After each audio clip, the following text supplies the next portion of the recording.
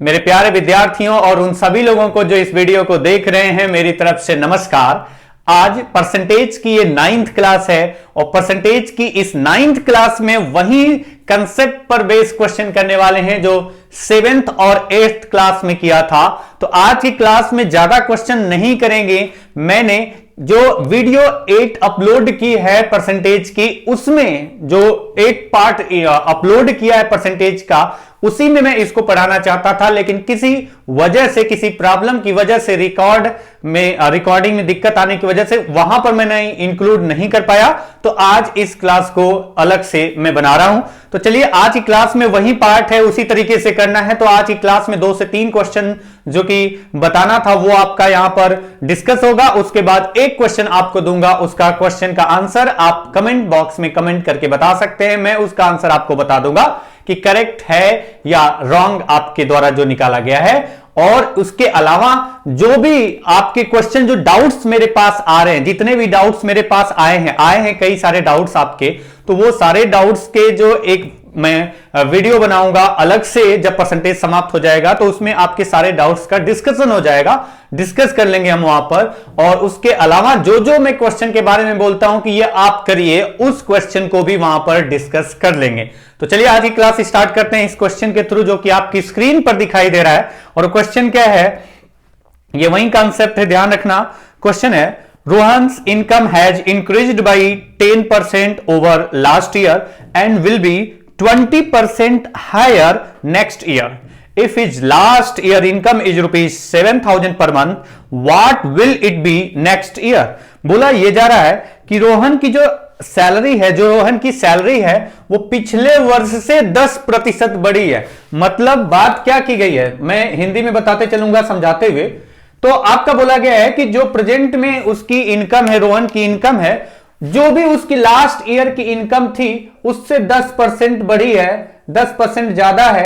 तो last year की income जो होगी उससे 10% ज्यादा प्रेजेंट की इनकम रोहन की है, ऐसा बताया गया है। क्योंकि क्वेश्चन में लिखा गया कि 10% बढ़ी है, तो जो भी लास्ट ईयर की रोहन की इनकम थी उससे 10% ज्यादा रोहन की इनकम हो गई है।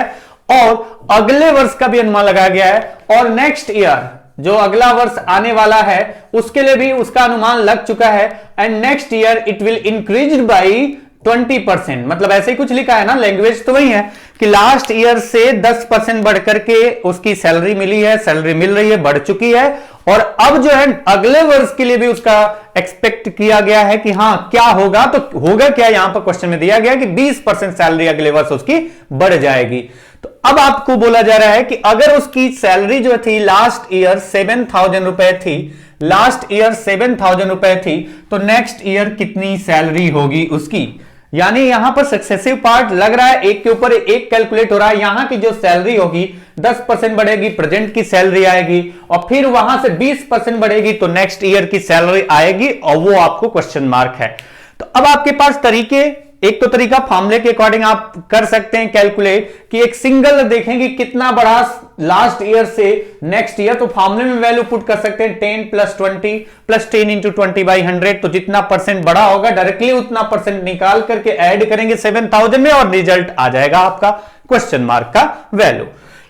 अच्छा, अगर मैं इसको रेशियो की बात कर रहा हूं तो रेशियो के अकॉर्डिंग ही पहले बताता हूं, फिर जो आपने बेसिक सीखा है, बचपन से सीखते आए हैं, जो दिमाग में क्लिक कर जाता, चलो ऐसे भी कैलकुलेट कर सकते हैं, वो भी मैं बताऊंगा। लेकिन रेशियो के अकॉर्डिंग देखें, 10% को क्या लिखते हैं आप, 1/10। अगर 1/10 इंक्रीज हुआ लास्ट ईयर से प्रेजेंट ईयर में, इसका मतलब कि 10 रहा होगा, एक बढ़ करके कितना हो गया, 11। 1/10 इंक्रीज होने का मतलब 10 रहा, एक बढ़ा, 11 हो गया। और फिर जो प्रेजेंट में हो गया, फिर उससे कितना बढ़ा है नेक्स्ट ईयर, तो आपको पता है 20%। 20% होता है कितना है, 1/5। और अगर 1/5 20% होता है, दैट मींस 5 था, 1 इंक्रीज हुआ और कितना हो गया, 6। तो अब यहां से आपका पता चल गया कि जो लास्ट ईयर की सैलरी थी और जो नेक्स्ट ईयर की सैलरी होगी उसमें रेशियो क्या आएगा। तो किस तरीके से पता करते हैं, मल्टीप्लाई करते हैं, हमें पता है, हमने बताया है, आपको भी पता है। तो अब 11 × 6 66, मतलब लास्ट ईयर जो उसकी सैलरी थी 55 होगी, तो नेक्स्ट ईयर उसकी सैलरी कितनी होगी, 66। इस रेशियो में उसकी सैलरी होगी, जिसमें से आपको लास्ट ईयर की जो सैलरी 7,000 है, दैट मींस जो 50 रेशियो है ना, उसका वैल्यू दे दिया है 7,000 रुपी। इससे एक रेशियो की वैल्यू निकाल सकते हैं? हाँ निकाल सकते हैं, डिवाइड करो ना। तो ये आपका कितना गया 140, अगर 5 से डिवाइड करें 0 तो कैंसिल हो गया, तो 1 रेशियो की वैल्यू कितनी आ जाएगी 140। तो 66 रेशियो की वैल्यू कितनी होगी, तो 66 इंटू 140, क्योंकि 1 रेशियो 140 तो 66 ratio 66 into 140 that will be, अगर मल्टीप्लाई करें तो ये आ रहा है कितना 9240। दैट मीन्स अगर बोला जाए कि रोहन की जो सैलरी है नेक्स्ट ईयर कितना होगी, अगर लास्ट ईयर 7,000 थी दी गई कंडीशन के अकॉर्डिंग, तो आपका आंसर आएगा सैलरी होगी उसकी 9240। अच्छा ये तो रहा आपका रेशियो मेथड। रेशियो जो हम लोग करते आ रहे हैं और क्यों करते हैं रेशियो मेथड, किस तरह से ये एप्लीकेबल होता है, क्या सही होता है या गलत, वो हम शुरू की पहली वीडियो जो थी इस कंसेप्ट पर, शुरू की पहली वीडियो मतलब इस कंसेप्ट पर जो वीडियो 7 थी उसमें मैंने आपको दिखाया था कि किस तरीके से ये मल्टीप्लाई क्यों करते हैं और क्यों कैंसिल होता है, कुछ पार्ट पर मैंने समझाया था आपको। तो ये तो आपका एक तरीका हो गया रेशियो मेथड। लेकिन अगर कभी कभी हमारा दिमाग काम करता है रेशियो की तरफ भागने की जगह डायरेक्टली आसान हो जाए, अगर क्वेश्चन में कैलकुलेशन, अगर कैलकुलेशन सिंपल हो तो उसके लिए रेशियो जरूरी नहीं कि क्लिक करो, आप आसानी से वहीं कैलकुलेट करके निकाल सकते हैं। जैसे इसकी जो लास्ट ईयर की सैलरी थी 7,000 थी, 10% बढ़ी, 10% बढ़ने का मतलब इसका 10% आएगा 700, तो कितना हो जाएगी प्रेजेंट में, तो आपका यहां से रिजल्ट आ गया 7,700 हो जाएगी प्रेजेंट की रोहन की सैलरी। और बोला जा रहा है कि जब रोहन की सैलरी प्रेजेंट में 7700 हो गई, और बोला जा रहा है नेक्स्ट ईयर का बताओ, जबकि बढ़ी कितनी है नेक्स्ट ईयर के लिए, तो 20% निकालने के लिए आप या तो 1/5 करो या इसका 10% कितना आएगा, तो आप कह सकते हैं 770 आएगा। तो 20% कितना होगा 770 का डबल, और 770 का डबल कितना होता है 1540। 700 का डबल 1400, 70 का डबल 140, यानी 1400 प्लस 140 1540, और ऐड किया तो रिजल्ट कितना आ गया, तो आपका आ गया रिजल्ट 9240 रुपी। यानी उसकी नेक्स्ट ईयर जो सैलरी हो जाएगी, जो कंडीशन दी गई है उस कंडीशन के अकॉर्डिंग 9240 रुपए हो जाएगी। तो तरीका ये भी बेहतर है, तरीका ये भी बेहतर है। ये तरीका तो आपको पता है कि ऐसे ऐसे बढ़ रहा है तो कैलकुलेट करना है, लेकिन अगर आप इसको सीखते चलते हैं तो आप अप्लाई करेंगे तो आसान होता है ये तरीका। लेकिन कभी कभी आपको ये जो तरीका अप्लाई किया या कोई और तरीका जो होता वो इससे ज्यादा आसान लगता है। अगर आसान लगता है, माइंड में क्लिक करता है, तो जबरदस्ती नहीं है कि आप रेशियो ही यूज करेंगे। तो चलिए अगले क्वेश्चन पे चलते हैं। कुछ क्वेश्चन की लैंग्वेज ऐसी दिखेगी, लगेगा कि क्या लिखा है, लेकिन आप ध्यान से समझेंगे तो क्वेश्चन बड़ा आसान है ये। और ये क्वेश्चन क्या है वो आपकी स्क्रीन पर दिख रहा है। क्वेश्चन ये है, The rate of increase of the price of sugar is observed to be 2% more than the inflation rate expressed in the percentage. The price of sugar on 1st January 2004 is rupees 20 per kg. The inflation rate of the year 2004 and 2005 are expected to be 8% each. The expected price of sugar on 1st January 2006 would be। अच्छा, इसमें मैं हिंदी में बनाते हुए समझाते हुए बता रहा हूं। हिंदी क्या है इसका मतलब आप समझ जाएंगे कि क्या मैं बताना चाहता हूं, क्वेश्चन में क्या पूछा जा रहा है, क्या दिया गया है। लेकिन उससे पहले मैं इसको फिगर के थ्रू ही समझाते चलूंगा हिंदी में। और हिंदी में क्या है मैं तो फिगर के थ्रू समझाऊंगा, तो वो तो समझ ही रहे हैं आपकी, वो हिंदी या इंग्लिश किसी के लिए भी हो, सबके लिए समझ में आना चाहिए। तो क्वेश्चन ये कहा गया है कि जो शुगर का मूल्य, हिंदी में बता ही देता हूं कि जो चीनी का मूल्य है वो 20 रुपए प्रति किलोग्राम था। कब? ये चीनी का मूल्य 20 रुपए प्रति किलोग्राम था 1 जनवरी 2004 को। 1 जनवरी 2004 को जो शुगर का प्राइस था वो था 20 rupees per KG. 20 rupees per KG कब था? 1 जनवरी 2004 को, यानी नए साल के पहले ही दिन अगर प्राइस चेक किया गया, 2004 के नए साल के पहले दिन चेक किया गया प्राइस, तो शुगर का प्राइस आ रहा है, मतलब है कितना 20 रुपीज पर केजी।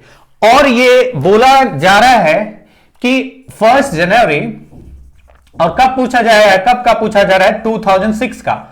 कितना हो जाएगा ये क्वेश्चन मार्क है। ये आपको क्वेश्चन दिया गया है कि चीनी का मूल्य 20 रुपए प्रति किलोग्राम 2004 की जनवरी की पहली तारीख को था, तो 2006 की जनवरी की पहली तारीख को उसका मूल्य क्या होगा। अगर चीनी का मूल्य जो बढ़ता है, जो इन्फ्लेशन आपका रेट होगा परसेंटेज में जो वैल्यू दी जाएगी, उससे चीनी का मूल्य 2% ज्यादा की दर से बढ़ता है। 2% ज्यादा की दर से बढ़ता है। मतलब अगर बात करें 2004 से 2005, फिर 2005 से 2006, तो इन्फ्लेशन का जो भी रेट होगा, इन्फ्लेशन का जो भी रेट होगा उससे 2% अधिक की रेट से मूल्य बढ़ेगा चीनी का। और इन्फ्लेशन का रेट एक्सपेक्ट कितना किया गया था 2004 और 2005 में? 2004 में अगर इन्फ्लेशन का रेट 8% है तो मैं कहूंगा कि 2004 में वो 2004 से 2005 का पार्ट की बात की जा रही है, मतलब 8% अगर इन्फ्लेशन का रेट है। आप समझिए, ज्यादा इधर उधर जाने की जरूरत नहीं कि इकोनॉमिक्स के पार्ट पे घुस जाएं हम, क्योंकि हम लोग मैथ पढ़ रहे हैं और मैं मैथ पढ़ा रहा हूं। तो बोला गया 2004 और 2005 दोनों जगह आपका इन्फ्लेशन का रेट कितना था? 8%। लिखा गया है क्वेश्चन में कि 2004 और 2005 दोनों जगह आपका इन्फ्लेशन का रेट 8% था। तो जो मूल्य 2004 में 20 रुपए प्रति किलोग्राम था, वहीं चीनी का मूल्य 2006 में पता करना है कितना होगा। और बताया गया है कि चीनी का मूल्य किस तरीके से बढ़ता है, जो इन्फ्लेशन का रेट है ना उससे 2% हायर रेट से बढ़ता है। यानी 8 + 2 कितना हुआ? 10%। यहां पर भी 8 + 2% कितना हुआ? 10%। मतलब आपका 2004 से 2005 में जो चीनी का मूल्य बढ़ा है वो 10% बढ़ा है, और 2005 से 2006 में जो मूल्य बढ़ा है वो भी कितना बढ़ा है? 10%, क्योंकि दोनों बार इन्फ्लेशन के रेट के बारे में बोला गया था कि एक्सपेक्ट किया गया है 8%। तो अगर आपका पहली बार भी 10% यानी 1/10, दूसरी बार भी 10% यानी 1/10, 2004 से 2005, 2005 से 2006, यानी पहले बढ़ेगा फिर जो बढ़ के हो जाएगा उस पर बढ़ेगा। तो हम रेशियो मेथड तो यूज कर ही सकते हैं, फॉर्मूला भी यूज कर सकते हैं, 10 + 10 + 10 × 10/100 दैट विल बी 21%। 21% इसका इंक्रीज कर देंगे, वो आपका तरीका है। मतलब आपका क्या तरीका है? वो फॉर्मूले का तरीका है। अगर वो सुटेबल लगता है कभी कभी तो आप अप्लाई कर सकते हैं। अगर मेरे को करना होता तो मेरे दिमाग में एकदम सेट है, मैं तो डायरेक्टली कहूंगा कि इसके अकॉर्डिंग 10% के अकॉर्डिंग 2 साल में 21% होता है। 21% इसका कितना आएगा? 42, 4.2 जोड़ेंगे 24.2 रेट हो जाएगा। लेकिन अगर आप इसको करें रेशियो मेथड से तो 1/10 इंक्रीज हुआ, यानी 10 से 1 बढ़ा तो कितना हुआ? 11। 2004 से 2005 में और 2005 से 2006 में, 2005 to 2006 फिर से 10%, यानी फिर से 1/10, तो 10 था तो फिर से 11। अब आप देखिए कि देखा जाए 2004 से 2006 में 2 वर्ष के अंतराल पर क्या कंडीशन रही। तो आपका 2004 में 100 रहा होगा, तो 2006 में कितना हो गया? 1 तारीख को वो हो जाएगा 121। ये रेशियो होगा प्राइस का, शुगर के प्राइस का रेशियो 2004 में, और 2006 में होगा जो वो होगा 100:121। और जिसमें से आपको 2004 वाला जो प्राइस है वो दिया गया है 20 रुपए प्रति किलोग्राम। अगर 20 रुपए प्रति किलोग्राम 2004 वाला दिया गया है, 100 की वैल्यू 20 रुपए प्रति किलोग्राम है, तो 1 की वैल्यू कितना आ जाएगी? 20/100 that will be 1/5 rupees per KG. और अगर 1 की वैल्यू 1/5 रुपीज पर केजी है तो 121 की वैल्यू कितनी होगी? तो 121 × 1/5 यानी 24.2 रुपीज पर केजी। अब आपका जो आंसर हो गया 24.2 रुपए प्रति किलोग्राम। किस चीज का प्राइस आ गया? आपका शुगर का प्राइस। कब का आ गया?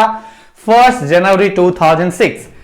लेकिन मैंने आपसे कहा है कि जरूरी नहीं कि आप रेशियो यूज करें ही करें। जहां पर आपको कुछ आसान सा लगता हो कुछ और सोचने से, तो वो आप अप्लाई कर लो वहां पर। जैसे आप देखिए कि इस क्वेश्चन में बोला गया कि प्राइस कितना था? 20 रुपीज पर केजी।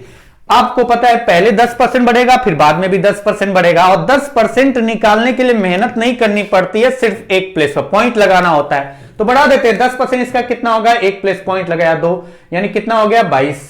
और अगली बार फिर 10% बढ़ेगा तो किस पर बढ़ेगा? जो बढ़ के हो चुका है उस पर, यानी 22 का 10% कितना आएगा? एक प्लेस पर पॉइंट लगा दिया तो कितना आया? 2.2 दैट विल बी ओवरऑल आपका बढ़कर के कितना हो गया? 24.2 रुपीज पर केजी। तो इस तरीके से आप इन क्वेश्चंस को समझ सकते हैं कि यहां पर भी ए बी कॉन्सेप्ट यूज कर सकते हैं, मतलब रेशियो मेथड भी यूज कर सकते हैं, क्योंकि ये एक के ऊपर एक कैलकुलेट हो रही है, सिर्फ लैंग्वेज इसमें अलग तरीके से। अच्छा, एक थोड़ा सा डिफरेंट तरीके का क्वेश्चन करते हैं। वो कुछ ऐसे है, आपके सामने दिखाई देगा अभी। क्या है क्वेश्चन? कुछ ऐसा है कि ये रेशियो का पार्ट भी समझ सकते हैं, परसेंटेज में इंक्रीज या डिक्रीज का पार्ट है, इसलिए मैंने इसको यहां पर भी बताने के लिए सोच लिया। तो अब बता रहा हूं तो आप देख ही लो क्या कंडीशन है, ज्यादा डिटेल में नहीं जाएंगे कि ये जो लिखा है डायरेक्टली प्रोपोर्शनल, इनवर्सली प्रोपोर्शनल, इसके ज्यादा डिटेल में नहीं जाएंगे, लेकिन थोड़ा सा जरूर समझाऊंगा आपको कि डायरेक्टली प्रोपोर्शनल और इनवर्सली प्रोपोर्शनल बोला जाता है तो किस तरीके से रिलेट करना होता है, आपको इक्वेशन कैसे बनाना होता है। तो क्वेश्चन क्या है, the pressure of definite mass of gas is directly proportional to the temperature and inversely proportional to the volume under the given condition. If temperature is increased by 40% and the volume is decreased by 20%, then the new pressure will be. अच्छा, question ये है कि एक definite मास का जो gas होगा, एक निश्चित भार की मात्रा का जो गैस होगा, मतलब सीधा सा ये समझो, गैस का जो प्रेशर है वो डायरेक्टली प्रोपोर्शनल है टेम्परेचर के और इनवर्सली प्रोपोर्शनल है किसके, और इनवर्सली प्रोपोर्शनल है आयतन के, वॉल्यूम के, और इनवर्सली प्रोपोर्शनल है वॉल्यूम के। आगे बोला जा रहा है कि अगर टेम्परेचर को 40% बढ़ा दिया जाता है और वॉल्यूम को 20% घटा दिया जाता है तो जो प्रेशर होगा उसका कंपेयर करने की बात की गई होगी शायद, then the new pressure will be. तो बताइए जो प्रेशर नया वाला होगा वो क्या होगा, नया वाला होगा वो क्या होगा, मतलब यहां पर बस यहां पर परसेंटेज की क्वेश्चन कर रहे हैं, परसेंटेज के क्वेश्चन कर रहे हैं, परसेंटेज की बात कर रहे हैं, तो यहां पर आपको यह बताना है कि जो नया वाला प्रेशर होगा वो पहले जो इतना प्रेशर था उससे कितना परसेंट ज्यादा या कितना परसेंट कम होगा, ये बात कर रहे हैं। या फिर आपका जो ऑप्शन हो सकता है, दूसरा पार्ट भी हो सकता है, एक तो हो सकता है कितना परसेंट ज्यादा या कितना परसेंट कम होगा, या फिर पूछा जा सकता है कि कितना परसेंट हो गया, पहले जो था उसका कितना परसेंट हो गया। तो ये दोनों क्वेश्चन अलग अलग होंगे। कितने प्रतिशत बढ़ गया, यानी अगर 100 से 150 होता है तो मैं कहूंगा कि 50% बढ़ा, और कितने परसेंट हो गया पहले का, तो पहले का अगर 100 से 150 हुआ तो मैं कहूंगा 150% हो गया। तो ये छोटे छोटे पॉइंट आप ध्यान रखना, कितना परसेंट हो गया और कितने परसेंट इंक्रीज हुआ, ये दोनों अलग अलग क्वेश्चन बनेंगे। तो चलिए, यहां पर कुछ लिखा नहीं है लेकिन मैं ऑप्शन जो भी होगा उसके अकॉर्डिंग आंसर मैच करा देता। ऑप्शन नहीं लिखा है तो मैं यहां पर आपको समझा दूंगा, दोनों क्वेश्चन का आंसर निकल जाएगा। सिर्फ मैं बात करूंगा यहां पर कि कितने प्रतिशत बढ़ा, लेकिन उससे पहले हमें यह समझना होगा कि ये जो डायरेक्टली प्रोपोर्शनल है और इनवर्सली प्रोपोर्शनल है ये क्या है। ये आप जो कि पढ़ेंगे रेशियो में, थोड़ा डिटेल से इसके बारे में हम लोग पढ़ेंगे, जल्दी ही आएगा रेशियो का भी चैप्टर, क्योंकि ये जो चल रहे हैं हम लोग जिस तरीके से, वो ज्यादा दूर नहीं चलेगा, ज्यादा दूर लगेगा तो थोड़ा स्पीड बढ़ा लेंगे। स्पीड बढ़ाने का मतलब कि 1 घंटे की जगह 2 घंटे अपलोड कर देंगे वीडियो कभी कभी, जिससे आपका जल्दी से कवर हो जाए, आपके एग्जाम सीजीएल प्री का जो एग्जाम होता है उससे पहले कवर हो जाए। तो हम बात कर रहे हैं यहां पर डायरेक्टली प्रोपोर्शनल और इनवर्सली प्रोपोर्शनल। तो डायरेक्ट एक होता है आपका डायरेक्टली प्रोपोर्शनल और एक पार्ट आपका होता है इनवर्सली प्रोपोर्शनल।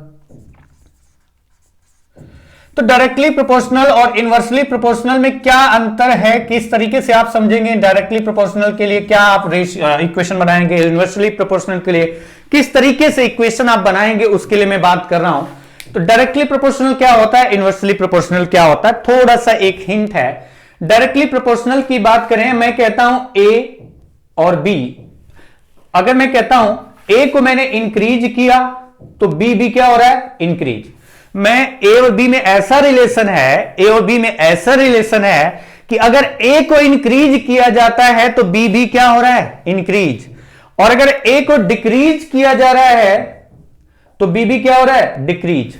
मतलब एक को इंक्रीज करने से दूसरा भी बढ़ना स्टार्ट हो जाए, अगर एक को बढ़ाते तो दूसरा भी बढ़ना स्टार्ट हो जाए तो वो डायरेक्टली प्रोपोर्शनल होता है। अगर मैं ए को डिक्रीज करता हूं तो बी भी डिक्रीज होना स्टार्ट हो जाए ए के डिक्रीज होने से, तो वो हमारा क्या होता है, वो होता है डायरेक्टली प्रोपोर्शनल। चाहे वो इंक्रीज हो तो दोनों में इंक्रीज हो और डिक्रीज हो तो दोनों में डिक्रीज हो, तो आपका वहां पर बोला जाएगा कि वो डायरेक्टली प्रोपोर्शनल है एक दूसरे के। अगर मैं यही कहता कि मैं ए को जैसे जैसे इंक्रीज करना स्टार्ट करता हूं उसकी वजह से बी डिक्रीज होना स्टार्ट हो जाए, अगर मैं ए को इंक्रीज करना स्टार्ट करूं तो उसकी वजह से बी अपने आप डिक्रीज होना स्टार्ट हो जाए, जैसे जैसे मैं ए को इंक्रीज करना स्टार्ट करूं वैसे वैसे बी डिक्रीज होना स्टार्ट हो जाए, तो मैं कहूंगा कि ये क्या हो जाएगा, इनवर्सली प्रोपोर्शनल। या फिर अगर मैं ए को डिक्रीज करने का सोचा और सोचा क्या करना स्टार्ट कर दिया, अगर मैं ए को डिक्रीज करना स्टार्ट कर दिया तो बी क्या होने लगे, आप ए को डिक्रीज करें और उससे जुड़ा जो बी पार्ट है वो अपने आप इंक्रीज होने लगे। मतलब जब मैं ए को डिक्रीज करता हूं तो बी इंक्रीज होने लगता है, तो इसे हम बोलते हैं क्या है, इनवर्सली प्रोपोर्शनल।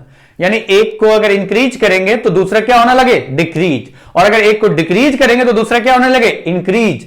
उल्टा काम हो रहा है यहां पर, अपोजिट, इंक्रीज पर डिक्रीज, डिक्रीज पर इंक्रीज, तो वो इनवर्सली है। और अगर इंक्रीज पर एक के इंक्रीज करने पर दूसरा भी इंक्रीज हो रहा है तो वो डायरेक्टली है, और एक के डिक्रीज करने पर दूसरा भी डिक्रीज हो रहा हो तो वो भी डायरेक्टली प्रोपोर्शनल है। ये पॉइंट आप ध्यान रखिए।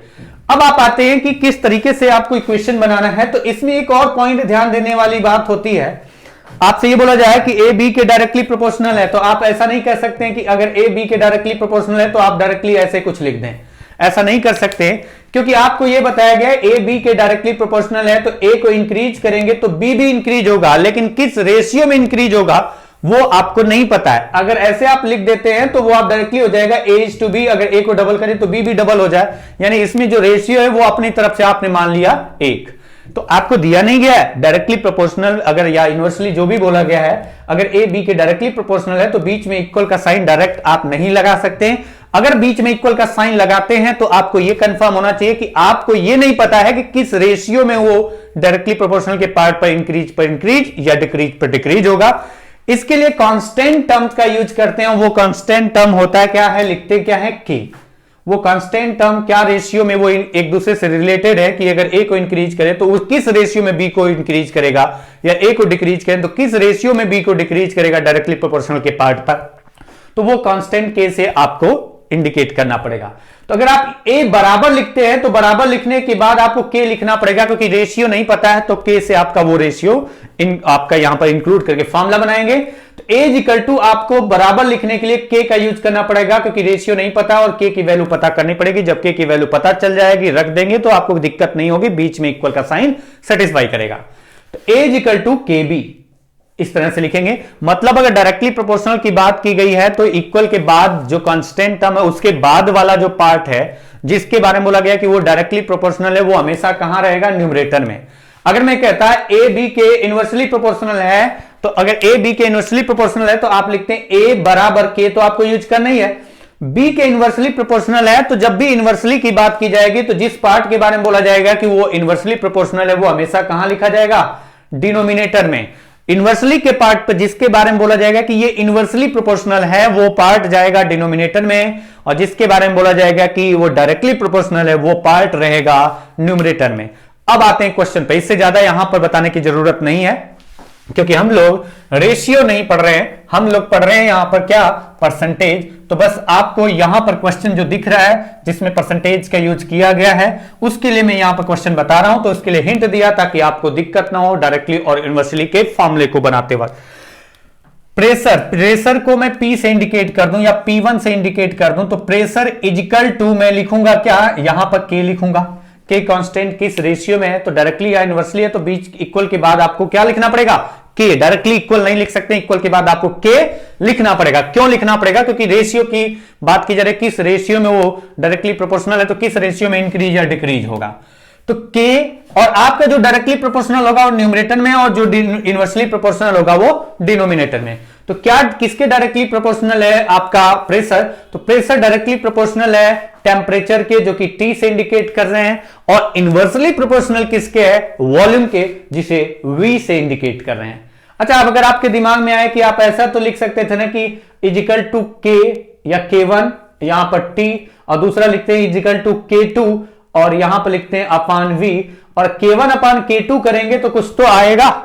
तो अगर प्रेशर इन दोनों के, एक के डायरेक्टली प्रोपोर्शनल है एक के इनवर्सली प्रोपोर्शनल है, तो K1 अपान K2 वाला पार्ट को मैंने क्या लिख दिया है, K, क्योंकि वो तो आपका फिक्स है, कांस्टेंट टर्म है, तो रेशियो हमेशा सेम बनेगा K1 और K2 का, जिसको K से इंडिकेट किया है मैंने। तो अब आ जाइए क्वेश्चन के अगले पार्ट पे, अगली कंडीशन पे। ये तो आपका कंडीशन जो दिया गया 2-3 लाइन में, किसके डायरेक्टली प्रोपोर्शनल है किसके इनवर्सली प्रोपोर्शनल है, तो क्या रिलेशन बना P1 T एंड V में, वो मैंने लिखा। अब बोला गया कि अब जो प्रेशर है उसको चेक करना है कि कितना हो गया, और कंडीशन दी गई कि अब जो प्रेशर है वो कितना होगा ये पता नहीं, P1 के बराबर होगा कि नहीं होगा वो नहीं पता, तो मैंने लिख दिया P2 होगा। अब हो सकता है P1 इजिकल टू P2 आए, या फिर P2 ज्यादा हो P1 से या P2 कम हो आपका P1 से, तो वो क्वेश्चन के अकॉर्डिंग इजिकल टू के कांस्टेंट तो हमेशा वही रहेगा, तो इजिकल टू लिखेंगे K, न्यूमरेटर में क्या आएगा, तो न्यूमरेटर में आपका आएगा T, जो कि बोला गया टेम्परेचर 40% इंक्रीज किया गया। अच्छा, अगर टेम्परेचर को 40% इंक्रीज करेंगे तो कितना हो जाएगा 140 इंटू T। और बोला गया वॉल्यूम को डिक्रीज किया गया 20%। अगर वॉल्यूम को 20% डिक्रीज किया गया यानी कितना हो जाएगा 80V। अब बोला जा रहा है कि बताइए अब जो टेम्परेचर, यही तो बोला गया है, दी न्यू प्रेशर विल बी, जो नया प्रेशर होगा वो क्या होगा, पहले से कितना परसेंट ज्यादा होगा या कितना परसेंट कम होगा, मैं इसकी बात कर रहा हूं। तो अब आप देखिए कि अगर बोला जाए कि जो भी पहले का प्रेशर था और जो नया वाला प्रेशर है, पहले के प्रेशर से कितने परसेंट ज्यादा या कितने परसेंट कम है, अगर मैं ये क्वेश्चन पूछता हूं तो मुझे तो रेशियो निकालना पड़ेगा, और रेशियो निकालूंगा तो यहां पर पता चल जाएगा P1 अपान P2, क्योंकि एक्चुअल वैल्यू तो कहीं पता ही नहीं है ना, तो रेशियो ही निकालेंगे आप, क्योंकि एक्चुअल तो पता नहीं कि कितना प्रेशर कितना टेम्परेचर एक्चुअल वाला था। तो P1 upon P2 is equal to, अगर इधर आप देखिए डिवाइड करके तो K से K cancel, T by V cancel, यानी आपका ऊपर बचा 1 और नीचे अगर आप देखें तो ये आपका कितना आ रहा है 7 और ये आ रहा है 4, यानी 7/4। 7 नीचे लिखा और जो इस डिनोमिनेटर का डिनोमिनेटर 4 है वो ऊपर जाएगा, तो ये आपका रेशियो आ गया 4/7। यानी P1 जो पहले प्रेशर था वो 4 था, तो अब P2 जो चेंज होने के बाद मतलब टेम्परेचर को 40% बढ़ा दिया और वॉल्यूम को 20% घटा दिया, तो जो टेम्परेचर हो गया वो पहले वाले टेम्परेचर से अगर उसका रेशियो निकाले तो पहले वाला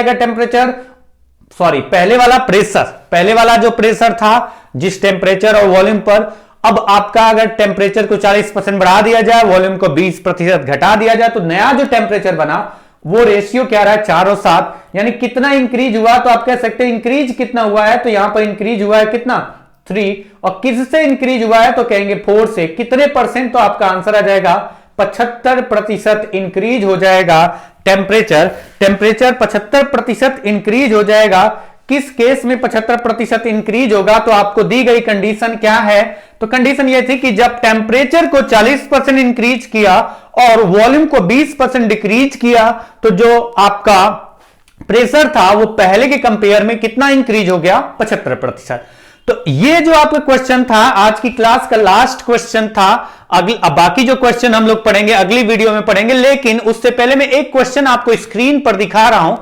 ये क्वेश्चन आपके लिए है, आप इस क्वेश्चन का आंसर खुद से निकालो और जो भी आपका आंसर आता है उस क्वेश्चन का आंसर आप कमेंट कर सकते हैं। अदरवाइज जो भी मैंने आपको पहले ही बताया था कि जो क्वेश्चन आपको दे रहा हूं या फिर जो आपके डाउट्स होंगे, जैसे ही परसेंटेज का चैप्टर समाप्त होगा उसके लास्ट में मैं सारे क्वेश्चन को इकट्ठा कर रहा हूं, उसको लास्ट की वीडियो में इंक्लूड करके आपको बता दूंगा। तो चलिए आज के लिए इतना ही करते हैं और ये क्वेश्चन आपके लिए है। तब तक के लिए, अगली वीडियो तक के लिए नमस्कार।